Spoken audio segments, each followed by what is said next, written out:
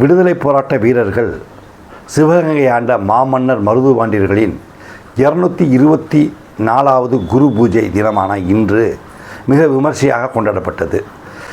விடுதலை போராட்டத்திற்காக இந்தியாவில் உள்ள அனைத்து மன்னர்களும் போரிட்டாலும் மாமன்னர் மருதுபாண்டியர்கள் மட்டும்தான் வெள்ளையர்களுக்கு போர் பிரகடனம் செய்து போரிட்டார்கள்.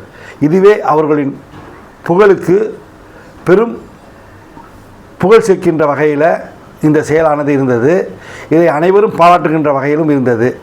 இதனை தொடர்ந்து மருதுபாண்டியர்களுக்கு புகழ் சேர்க்கின்ற வகையில் மதுரை தெப்பக்குளத்தில் அவருக்கு வெண்கல சிலை நிறுவப்பட்டு அந்த வெண்கல சிலையில் அனைத்து அரசியல் கட்சி பிரமுகர்களும் வருகை தந்து மாமன்னர் மருதுபாண்டியர்களுக்கு புகழ் சேர்க்கின்ற வகையில் மரியாதை செலுத்தினர். மேலும் பொதுமக்களும் பால்குடம், முளைப்பாரி, அலகு குத்தியும் மருதுபாண்டியர்களுக்கு மரியாதை செலுத்தி புகழ் வணக்கம் செலுத்தினர்.